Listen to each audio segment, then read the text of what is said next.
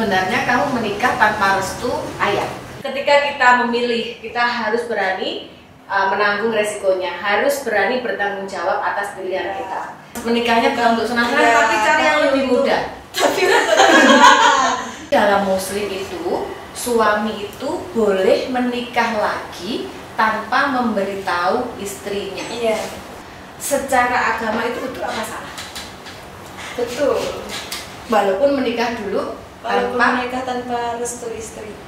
Yang saya penasaran, pas pernikahan itu mereka hadir. Perempuan di luar sana itu banyak banget yang lebih memilih mencintai laki-laki yang sudah beristri. Siapa yang menikah lagi? Cie.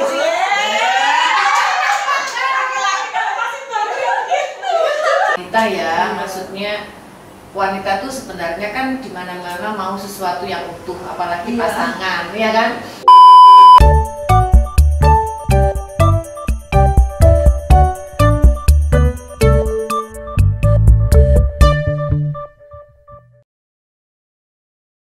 Enggak sih? Kalau sama istri-istri tua nggak pernah. Oh, nggak pernah? Nggak pernah.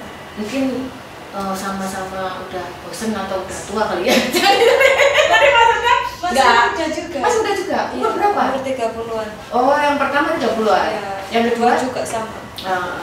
Jadi mungkin orang nggak berantem itu bahaya loh. Dan orang pacaran sama berumah tangga nggak ada berantem tuh nggak bagus loh. Iya. Yang sering berantem sama Saya nggak, kalau sama istri nggak pernah. Kalau sama suami, semuanya juga gitu, sama suami, bukan sama gitu istri. ya. Oh, yang pertama gue juga sering berantem juga. Enggak, maksudnya istri-istri nggak pernah berantem. Cuma berantemnya sama suami. Iya. Nanda itu sering nggak sih kayak misalkan nih si suami dari istri pertama gitu ya, terus ke Nanda gitu ya? Sering. Oh, sering ya, terus cerita gini, masa aku sama ini berantem apa ini kok kasih belanja kurang, ini pernah nggak kayak gitu? Nggak pernah ya. Jadi gimana? Biasanya kalau habis dari si pertama atau si kedua tuh misalkan ke Nanda yang diceritakan apa? Nggak ada, cuman mau makan gitu aja. Sering makannya ke rumah saya. Gitu ya. Jadi nggak pernah menceritakan apa-apa gitu ya.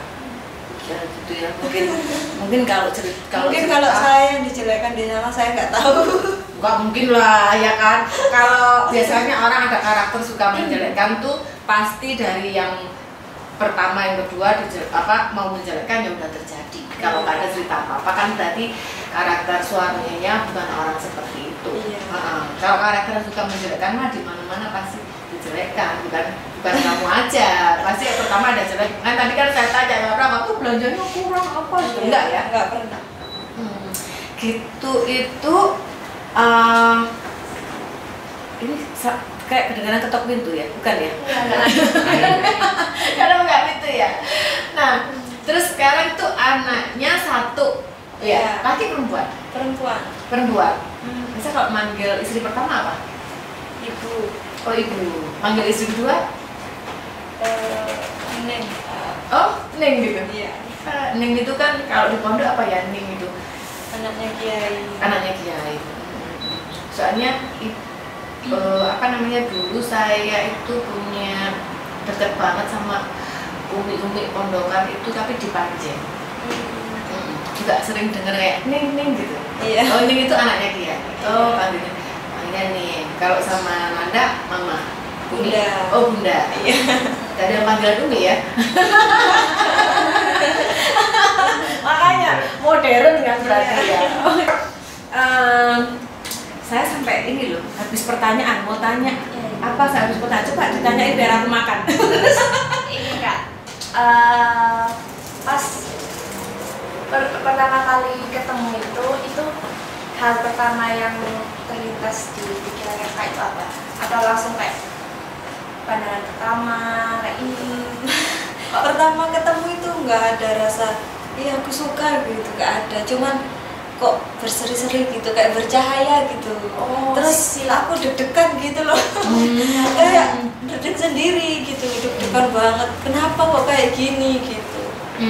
Ternyata apa sebelumnya berdekatan gitu? Nggak pernah. Nggak pernah ya? Nggak pernah ketemu, nggak pernah dekatan. Sekali itu ketemu. Sekali ketemu tuh jaraknya berapa meter? Dari sini sama masnya situ. Itu sama saya.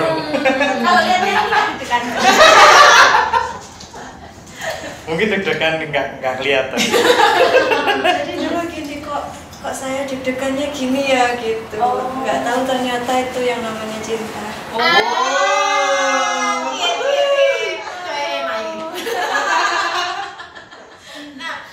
Oh gitu ya? Iya. Nanti aku belum cinta ke orang deh. Kok bisa, Bu? Soalnya belum gerdek semua. Oh gitu ya? Oh kalau cinta tuh, ini serius ini, harus deg-deg gitu ya? Iya.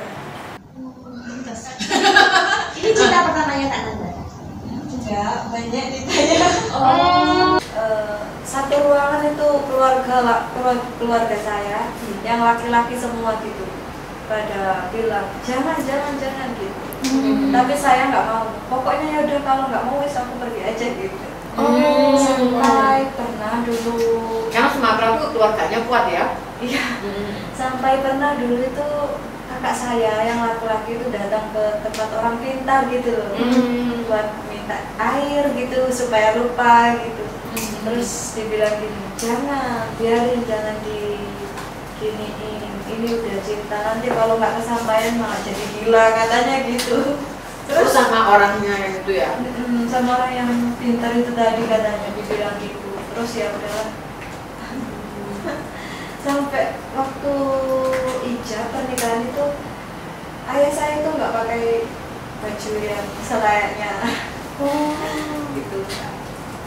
Saya juga nggak, saya biasa aja juga nggak pakai apa ya, nggak jadi ratu sehari juga nggak pernah jadi ratu. Tapi itu kan nikahnya siri ya?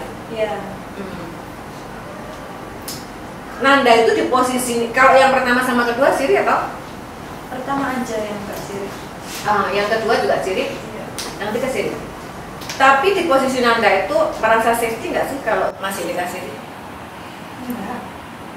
Maksudnya kalau dinikahin siri itu tenang apa enggak? Iya, gimana ya? Kalau saya sih nggak mau. Kalau Maksudnya saya lebih ke, kan ada yang bilang jangan mau kalau siri, Betul, nanti gini, nanti kamu seenaknya dibuang gini-gini. Nggak ada hak yang kuat gini gitu. Tapi saya yakin aja, alah orang di dunia itu nggak gitu. Yang penting itu sudah sah secara agama, udah nggak apa-apa. Masalah buat kedepannya mau gimana kan itu udah jadi skenario atas gitu. Itu ya? Yakin aja gitu. Karena kan memang faktanya nikah siri itu kan yang menurut saya, kalau saya ini kan nggak aman banget ya. Artinya mungkin Nanda itu masih ya mau muslim fanatik, mau berhijab, mau cadar, mau enggak, mau gak pakai baju, manusia ya manusia ya. Iya. Mungkin umurnya Nanda itu belum melewati yang kerasnya hidup. Jadi sekarang enteng aja ngomong begitu. Tapi one day kalau ada cobaan, ya ada cobaan, ada yang apa yang menuntut bahwa ya itulah kerasnya kehidupan seperti itu, nanti ada anak 1, 2 apa kayak gitu ya. Itu Nanda mungkin baru akan mengingat kalimat-kalimat yang sekarang ini sampaikan. Jadi mungkin karena umur ya, terus belum mengalami kerasnya hidup tuh bagaimana maksudnya cari kan sekolah ya langsung belum lulus terus menikah ya. Jadi mungkin masih, tapi kalau di luar sana sih banyak wanita yang berharap ya udah menikah, yang namanya sudah direstui ya udah ya nikah resmi semua. Tapi sebenarnya masalahnya apa sih kalau nikah sah semua? Kalau itu saya kurang tahu. Soalnya yang pertama yang nggak mau. Dulu pernah bilangnya cuma gini, saya nerima kamu, tapi jangan minta disahin secara negara gitu. Paham. Jadi ya udah, ya aja. Luar biasa ya. Maksudnya powernya suami ini loh luar biasa. sampai bisa karena tidak banyak di luaran sana ya, maksudnya yang mau ya kalau udah setuju ya. Karena saya tuh punya teman yang jadi teman saya ini mengenal laki ini duluan daripada istrinya. Duluan daripada istrinya, dan itu harus satu hal yang harus dipegang Nanda, orang itu bisa berubah kapan, kapanpun ya, karena saya melihat perjalanannya sendiri. Jadi mengenal sebelum menikah, ya. Terus akhirnya karena sesuatu atau apa dan apa, nikahnya itu nikah siri gitu. Padahal itu bukan Muslim yang cowoknya, pokoknya nikahnya nikah siri. Nah, terus kemudian sudah punya anak 2, masih nikah siri. Nah, mungkin keluarga nggak menyetujui atau apa, nggak paham ya. Sampai pada endingnya si laki ini harus menikah sama orang lain. Nah, ini kan udah siri, terus masih siri, terus ini menikah sah. Nah, perjalannya waktu yaitu tadi ada pertama, ada kedua, ada ketiga, ada nasi, ini udah mengetahui semua, akhirnya menuntut untuk hak-hak anaknya. Itu aja kesulitan, sampai sekarang harus sampai sidang, harus sampai ini harus disahkan oleh negara, harus diapa gitu. Nah, jadi mungkin tapi ya itu kan sudah diterima sama Nanda ya.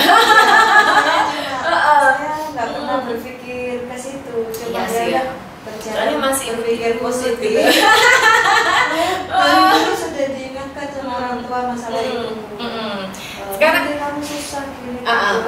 Menurut istri pertama, kenapa? Menurut ya perkiraannya Nanda aja, sampai nggak mengiklasin di nikah Aisyah, kenapa?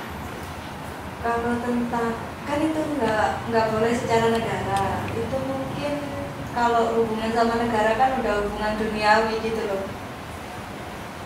Jadi menurutku ya tentang duniawi itu, tentang dunia gitu. Tentang duniawi ya, nanti pasti pembagian ahli waris apa. Kalau saya nggak mikir ke situ. Ya udah. Karena kamu belum butuh saat ini. Istrinya siapa tuh aja sekarang sampai bukan sadar banyak untuk menafkahi. Jadi maksudnya itu karena belum butuh untuk saat ini. Jadi posisimu masih kayak menurut saya posisimu masih di level yang oke, masih di zona nyaman. Saya sebenarnya butuh. Cuman saya lebih ke ya udahlah, yakin aja sama yang atas gitu aja saya. Nggak pernah gimana. Dan alhamdulillah suami juga alhamdulillah baik gitu. Ngerti ya? Ya. Luar biasa. Ini dari segala arah ini kalau saya sih ya nggak mau. Dari segala arah kalau saya sih nggak nemu, berarti ya memang ya benar-benar mengikuti imam. Ya memang ya disebut imam keluarga itu ya yang sukses dan berhasil itu ya seperti itu. Si imam A ya A semua, si imam B ya B semua gitu sih. Nah udah kalau tujuannya udah beda. Jadi tujuannya memang agama, terus lebih ke ya akhirat ya. Kalau itu tujuannya dunia. Nggak apa-apa untuk dunia, karena kan masih di dunia. Iya betul ya. Tapi yang penting tidak melupakan akhirat gitu aja. Iya betul ya. Caranya orang tidak melupakan akhirat tuh banyak. Bukan hanya sekedar sholat aja kan ya. Jadi kalau di Muslim itu yang saya baca, justru salah satunya kita itu harus kaya. Jadi harus kaya untuk apa? Untuk bisa membantu banyak orang, minimal keluarga besar. Ya gitu ya, atau orang sekitar kita. Makanya kalau kita nggak kaya mau bantu apa, cuman kesian ya kamu gitu kan, nggak bisa kan. Tapi kalau kita ada uang kan mau ngasih kerjaan. Kalau kita kaya kita bisa membuat bisnis, bisa memperkerjakan orang yang nggak bekerja. Nah gitu. Bahkan di Muslim itu ada, kita diajarin harus sukses dan kaya. Iya, dari zaman dulu kan sudah ada perdagangan. Harus sukses dan kaya. Iya. Makanya Nabi aja juga berdagang. Nah makanya berdagang untuk kaya juga kan, untuk sukses dan kaya. Untuk membantu. Nah itu. Jadi sekarang kamu mau bertanya apa? Kayaknya biasanya kamu nerocol aja. Speechless sudah. Pasti pertanyaanku kok bisa ya ada seperti ini gitu ya. Itu karena emang udah maksudnya apakah dari dulu Kak Nanda itu udah bercita-cita untuk menjadi istri muda, atau sebenarnya dulu ya maunya seperti orang seperti normal itu, dan apa yang membuat kakak akhirnya memutuskan untuk aku mau jadi istri ketiga kayak gitu. Ya kalau dulu tuh nggak pernah kepikiran dan nggak pernah punya cita-cita untuk jadi istri muda, malah pengennya jadi istri tua. Istri yang pertama gitu ya. Iya. Nah. Tapi takdir berkata lain. Tapi maksudnya berarti sudah kayak ngerti ya, wah dia menikah bisa jadi suamiku menikah lagi gitu ya. Iya. Sampai punya pikiran, malah pikirannya mau jadi istri yang tua gitu ya. Iya. Ya sih memang sih ya. Dulu saya itu terinspirasi kayak ingin membangun pesantren dari nol, gitu. Ingin berjuang dari nol sama suami, tapi belum kepikiran sama kalau suami suaminya sekarang. Ya, pengennya dari nol, terus saya itu yang pertama, terus nanti nyari lagi gitu. Buat Gitu bareng-bareng ya. berjuang, ternyata dapatnya saya yang nomor 3. Jadi ngerti maksudnya ya. Jadi emang udah kayak sudah memang ya udah ready untuk diduakan dan ditinggalkan dan diempatkan ya. Tapi gitu kakak rasa bersalah nggak?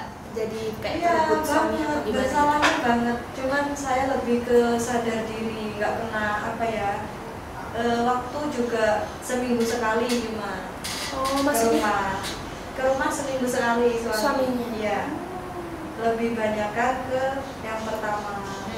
Tapi juga di sana nggak sama yang pertama gitu loh. Tapi lebih ke mengajar ini gitu. Di sana itu di mana? Pesantren. Di rumah di pesantrennya Iya, yang istri pesantren, pertama. Iya. Oh jadi istri pertama ada pesantren sendiri. Enggak, ya maksudnya yang pertama itu tinggalnya di pesantren, yang kedua di luar, saya di luar gitu. Tapi deket-deket. Kalau bersalah banget.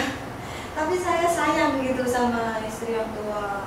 Kalau saya kemana gitu, pasti saya beliin ini kesukaannya gitu. Sayang sama keduanya ya. Ya, satu kedua sayang semua. Sampai dulu itu pernah waktu ke rumah saya, yang suami ke rumah saya gitu ya. Terus istri yang sana bilang, ini anaknya sakit gini-gini. Ya langsung saya spontan bilang ke suami, ayo Riz, sampean pulang dulu gitu, soalnya anak sakit. Itu suami nggak mau. Soalnya kalau udah di sini ya udah di sini, di situ gitu. Meskipun anak sakit ya, pokoknya udah jatahnya. Tapi saya nggak bisa. Saya nggak bisa orangnya. Tapi kalau saya kok udah baik, udah gini kok aku diginiin, aku jadi tambah jahat gitu. Sudah tambah jahat belum sama suami? Belum ya? Belum. Belum pernah jahat. Itu loh, padahal gini loh ya, perempuan itu kalian gitu nggak sih? Masih kecil, tua, apa kan sama aja ya. Kadang ada kayak saat tuh kayak kita tuh bener-bener pengen ada temannya, ya gitu ya. Terus kayak gampang kalau mau mens aja udah kayak dunia sudah, kan nggak ada orang susah aja kan ya. Kayak gitu tuh larinya kemana kalau bisa? Tapi bisa ditelepon kan, atau video call atau sleep call itu bisa kan? Tidak bisa. Oh nggak bisa ya? Ya, kalau telepon itu saya nggak pernah telepon. Jadi sana yang telepon saya. Oh gitu ya. Takut mengganggu. Saya prinsipnya dari awal itu sadar diri, udah gitu. Ya, pokoknya nunggu yang suami datang baru gitu. Ya, kalau nggak datang ya udah. Kalau datang ya udah. Terkadang ya namanya manusiawi ya sakit, pasti sakit. Tapi ya udah lebih ke Ditahan, ya udah gitu ya. gitu. Meskipun sakit hati ditahan. Iya, gitu ya. terus cari-cari kesibukan ya pun nggak bikin konten gitu. Biar pokoknya nggak mikirin itu terus ya. Iya. Aduh ya Allah, luar biasa ya. Mungkin kalau mbak-mbaknya gini nggak mau. Nggak mau.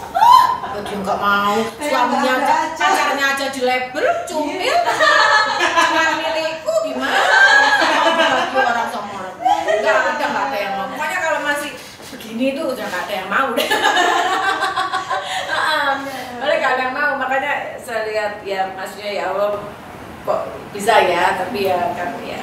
Ya udah takdir gitu. Ya kan harus ada yang seperti ini, harus ada yang seperti ini gitu Tapi ya. kan kita tidak tahu namanya hati manusia kan Allah mau membolak-balikan hati. jodoh juga. Sekarang jodoh nggak tahu kedepannya dapat yang bujang kan juga nggak tahu.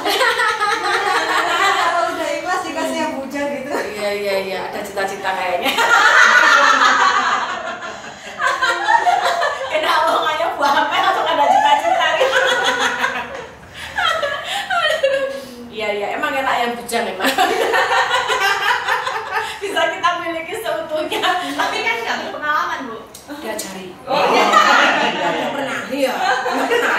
Tinggal cerita aja. Dulu suamiku tuh kasih belanja segini. Dulu suamiku ngajari aku agama tuh kayak gini. Gitu, diajarin aja. Nggak mau ya ganti lagi. Gitu. Pengalamannya dibalik. Nanti dia yang pengalaman. Ya Allah, suami kalau nonton dibunuh aku bisa dibunuh.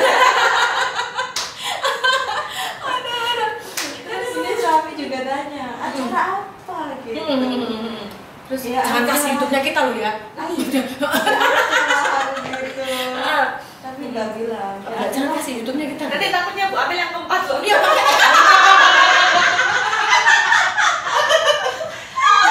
Nanti langsung dibatengin loh, Bu. Ada loh Bu, nanti ke Bojonegoro loh Bu. Ya, suami itu sering kemana-mana undangan juga gitu. Gitu ya. Jangan saya kenal sama suaminya. Dibilang balik, ya Allah, maksudnya itu kena Arab satu aja udah kayak gini hidupku. Jangan kena yang terlalu muslim, jangan. Terus, pokoknya saya hindari kita. Kalau saya hidup saya udah netral aja lah. Saya pokoknya mengenal Allah, saya mengenal Tuhan. Saya baik sama orang, sudah trauma. Dulu saya kecil, hidup saya nggak kenal bermain, saya nggak kenal apa karena kenal beginian. Maksudnya kenal dunia muslim yang terlalu muslim.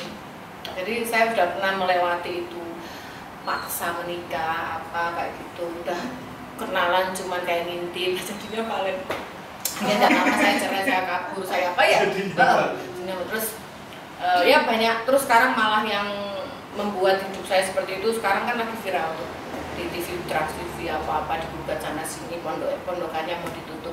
Saya tuh fanatik banget dari kecil, bahkan dari kecil saya pakai seperti ini.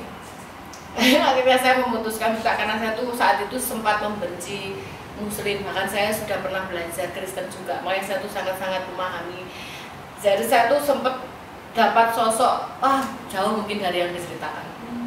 Setiap hari makanan saya Al-Quran, setiap hari mau tidur mau apa tuh makanan saya Al-Quran, sampai saya tuh melihat orang di luar sana tuh kayak nggak bener semua, yang bener tuh kayak cuman saya sama dia tuh. Saya udah pernah di level itu. Jadi apa namanya ya, finally saya ya harus memutuskan. Makanya saya tuh sekarang kalau inget-inget gitu tuh udah, saya tidak membenci sekarang ya, sudah mengerti. Terus bahkan saya bukan menjudge juga ya. Nah setelah itu kok gimana ya kehidupan ini menunjukkan saya gitu ya. Teman saya tuh kan tapi tiap orang kan beda ya. Nah temennya ibu ini kan semuanya tuh berhijab, hijabnya pokoknya tet azan itu harus sudah sholat, tet azan sudah sholat. Tapi semuanya tuh nipu saya. Jadi artinya ada yang uang, ada yang ini sampai ratusan juta sampai. Nah di situ tuh membuat saya berpikir bahwa ini apa sih sebenarnya gitu. Pada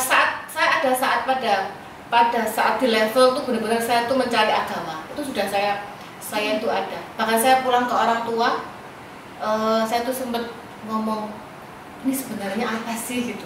Maksudnya sebenarnya muslim tuh apa gitu. Saya sempat tuh pulang,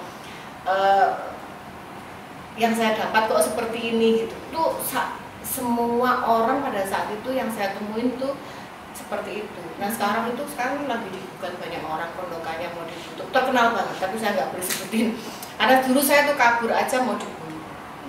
Nah, jadi malah saya udah ada di level seperti itu, makanya bukan karena saya tidak mau, tapi lebih baik itu kalau saya tuh sekarang udah netral aja. Dulu saya tuh apa-apa tuh agama banget.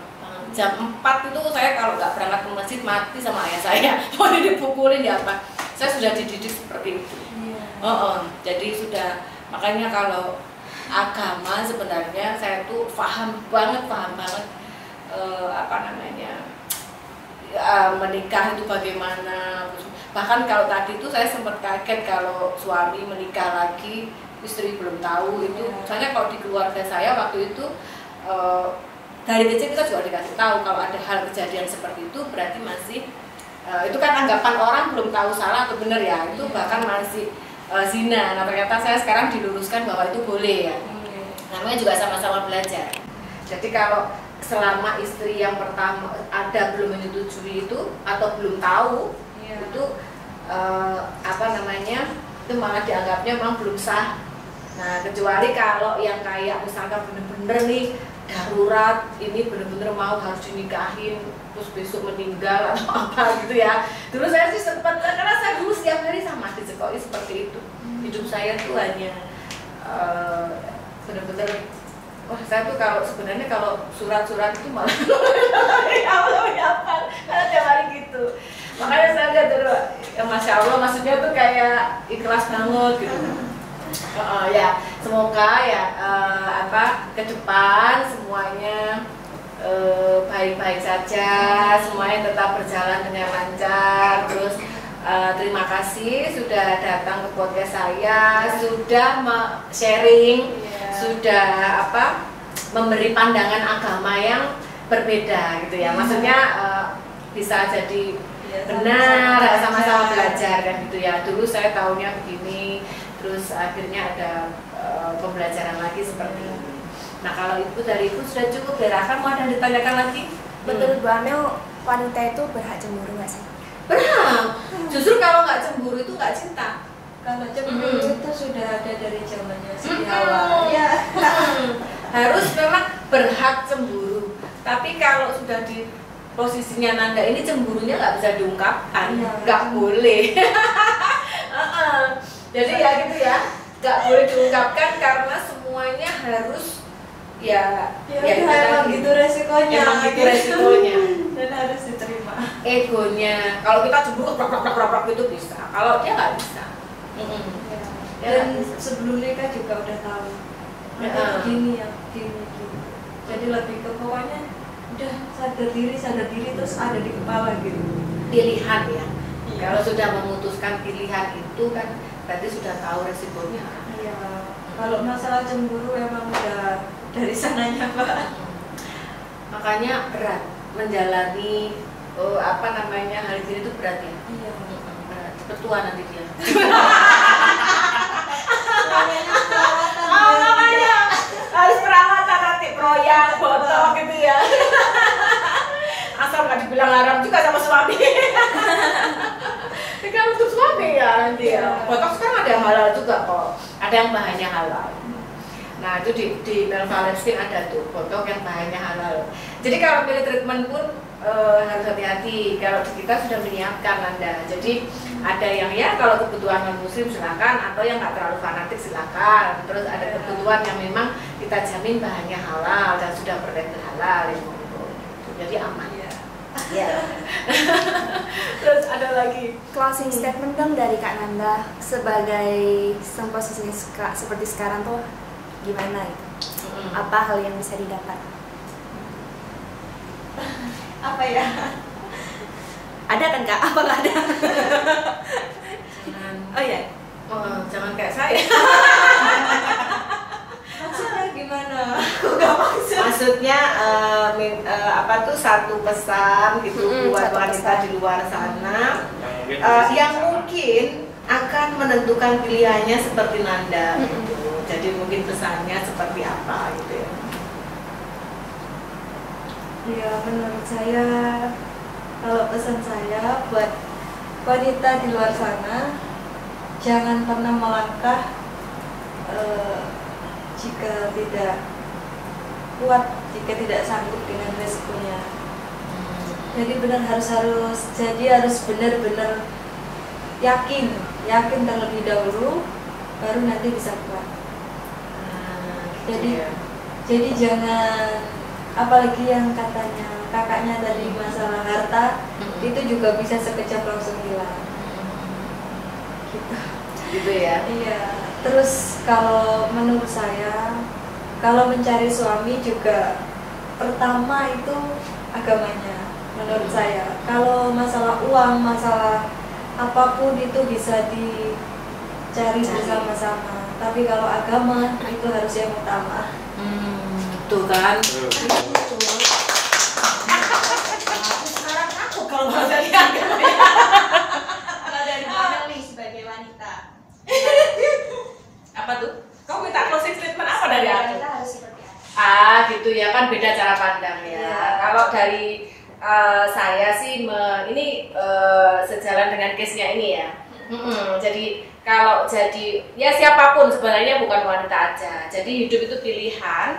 Ketika kita memilih, kita harus berani menanggung resikonya, harus berani bertanggung jawab atas pilihan kita. Nggak pakai mengeluh, nggak pakai alasan apapun, ya kan? Harus seperti itu sih kalau dari saya. Kan itu pilihan. Iya.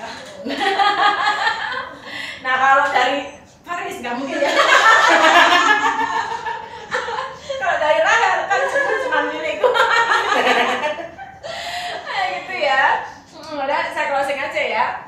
Thank you ya Nanda ya, sudah hadir di podcast saya, sudah bersedia sharing semua, sudah tidak menghalangi pertanyaan saya, sudah menjawab semua pertanyaan saya, gitu ya. Thank you. Dan mohon maaf kalau ada salah-salah kata yang sekiranya menyinggung atau kurang berkenan ya. Nah itu ya, thank you, see you next time.